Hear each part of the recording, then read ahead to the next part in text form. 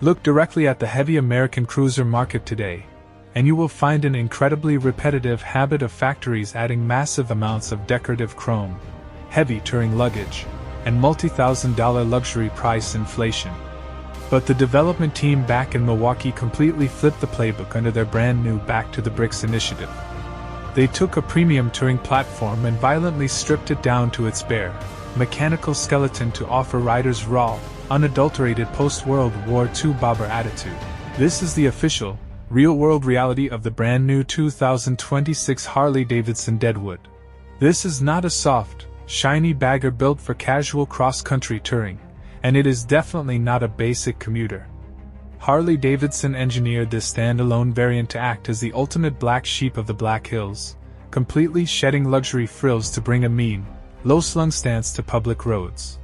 The primary mechanical driver is the blacked-out monolith of internal combustion vibrating directly under the gas tank. We are talking about a gargantuan 1923 cubic centimeter Milwaukee-Eight 117 classic V-twin engine block.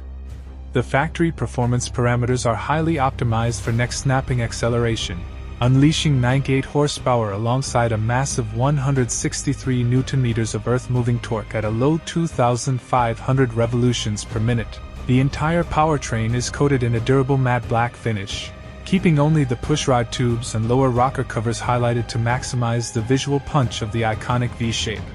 For the 2026 launch, the design division went completely anti-chrome. They wrapped the 5-gallon Teardrop fuel tank and simplistic bob fenders in a rich denim black paint job, complemented by high-contrast orange wet slide tank graphics utilizing a stylized font unique to the historic town of Deadwood, South Dakota.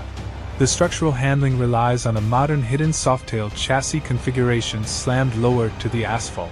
Up front, it features robust 49mm telescopic front forks with dual bending valves, while the rear suspension utilizes a shortened hidden monoshock that drops the ride height to plant the solo tuck-and-roll seat at a mere 26.5 inches off the ground.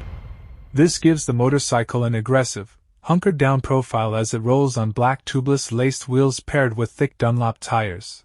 Despite the vintage war surplus look, the electronics suite is highly advanced. A 5-inch analog dial cleanly integrates digital readings for tire pressure tracking, managed alongside lean-sensitive anti-lock brakes, cornering traction control, and 3 separate throttle maps named Road, Rain, and Sport.